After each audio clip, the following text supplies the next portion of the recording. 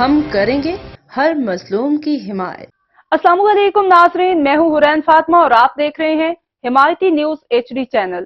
نظر ڈالتے ہیں آج کی اہم خبر پر۔ سعودی عرب میں جاں بحق ہونے والے حاجیوں کی تعداد 1000 سے زیادہ ہو گئی ہے۔ جاں بحق ہونے والے حاجیوں میں 58 پاکستانی بھی شامل ہیں۔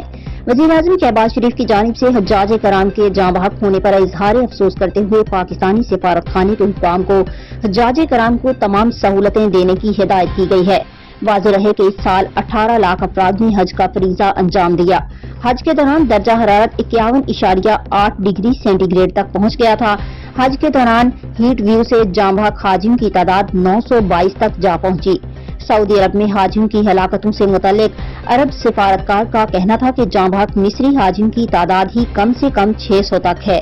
فرانسیسی خبر ایجنسی کے مطابق جاں بحق دیگر حاجیوں کا تعلق اردن، انڈونیشیا، ایران، سینیگال، تیونس اور عراق سے ہے۔ تاہم یہ واضح نہیں کیا گیا کہ ان ملکوں کے حاجیوں کی اموات ہیٹ ویو ہی سے ہوئی یا نہیں۔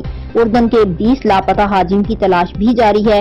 سعودی عرب نے اموات سے متعلق معلومات نہیں دی ہیں، تاہم اتوار کو کہا گیا تھا کہ گرمی کی وجہ سے 2700 افراد تھکن میں مبتلا ہوئے تھے۔ سعودی انتظامیہ نے مختلف ممالک سے آئے عزام کرام کو گرمی سے بچنے کے لیے احتیاطی تدابیر اختیار کرنے کی ہدایت بھی کی تھی۔ اب تک کے لیے اتنا ہی۔ مزید خبروں اور اپڈیٹ سے باخبر رہنے کے لیے دیکھتے رہیں حمایتی نیوز HD چینل۔